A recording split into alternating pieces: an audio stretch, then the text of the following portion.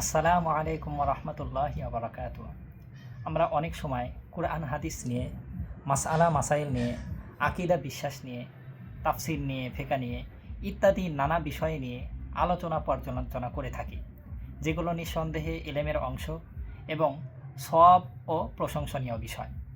কিন্তু এই ইলম নিয়ে আলোচনা করার ক্ষেত্রে করতে গিয়ে অনেক সময় ইখতিলাফি বিষয়াদি এসে যায়, যেটা এসে যাওয়া খুবই সঙ্গত এবং যৌক্তিক। কিন্তু এই যৌক্তিক এবং সঙ্গত বিষয়ের ইখতিলাফি বিষয় এসে যাওয়ার কারণে আমাদের মধ্যে অনেক সময় যারা নাকি ইখতিলাফি বিষয় নিয়ে আসে, তখন অনেক সময় দেখা যায় যে দলিল পেশ করতে হয়, পাল্টা দলিল পেশ করতে হয়, ইত্যাদি ইত্যাদি অনেক আলোচনা আনতে হয়। এক্ষেত্রে আমরা অনেক সময় হিংসাত্মক এবং আক্রমণাত্মক হয়ে যাই, যেটা আসলে আমাদের কারোর জন্যই উচিত নয়, একদমই অনুচিত। এটা যেরকমভাবে আমাদের মতো সাধারণ আলেমদেরকে আঘাত করে, আমাদের বিভেদ তৈরি করে, ঠিক এমনিভাবে জনসাধারণের মধ্যেও বিভেদ তৈরি করে। এই জন্য আমার আপনাদের প্রতি উদাত্ত আহ্বান এবং একটা উপদেশ থাকবে। মূলত এটা আমার উপদেশ নাই, উপদেশটা হলো হজরতে উম্মে দারদা রাদিয়াল্লাহু তাআলা আনহা এর উপদেশ। আমি শুধু মুযাকারার অর্থে আপনাদের সাথে বলছি, যাতে করে এর দ্বারা আমি আপনি সকলেই উপকৃত হতে পারি। একবার আউন ইবনে আবদুল্লাহ তিনি বলেন যে আমরা একবার দীর্ঘ সময় নিয়ে উম্মের দারদা রাদিয়াল্লাহু তাআলা আনহা এর সাথে আমরা ইলমি আলাপ আলোচনা করি। যখন আলাপ আলোচনা করতে করতে করতে করতে অনেক সময় হয়ে গেল, তখন আমরা তাকে বললাম, অর্থাৎ উম্মে দারদা রাদিয়াল্লাহু তাআলা আনহাকে বললাম যে আমরা তো আপনাকে কষ্ট দিয়ে ফেললাম।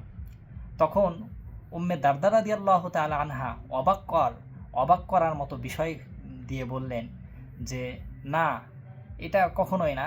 তোমরা আমাকে না কষ্ট দিয়েছ, না আমাকে বিরক্ত করেছ। আমি বিরক্তও হইনি, আমাকে কষ্টও দেওয়ানি।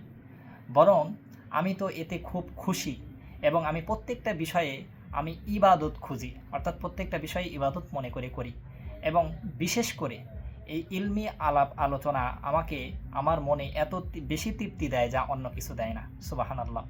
তার মানে হলো, তার কাছে এই ইলমের বিষয়, সেটা যেরকমই হোক, যেইভাবেই হোক, তার কাছে একটা অমীয় সুধার মতো ছিল, এবং যেটা সবার সাথে আলোচনা করলে সে তৃপ্তি পায়, শান্ত থাকে।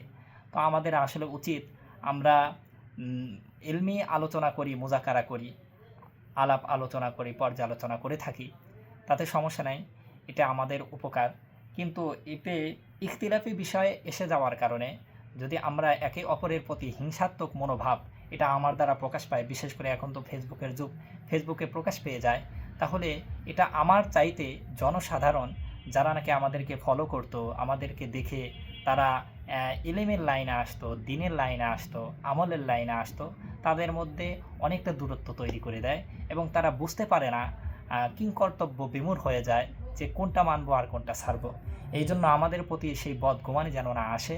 এই জন্য আমাদের করণীয় হলো, আমরা হজরতে উম্মে দারদা রাদিয়াল্লাহু তাআলা আনহার যেই সিফাত, যেই গুণাগুণ, যে অভ্যাসটা ছিল, সেই অভ্যাসটা আমরা গ্রহণ করব। আল্লাহ রাব্বুল আলামিন আমাদের প্রত্যেককে এই অভ্যাস গ্রহণ করে উম্মার দরদি হয়ে উম্মার কাজে বেশি বেশি লিপ্ত থাকার তৌফিক দান করুন, এবং সঠিক পথের ওপর থাকার তৌফিক দান করুন। আসসালামু আলাইকুম ওয়া রাহমাতুল্লাহি ওয়া বারাকাতুহু।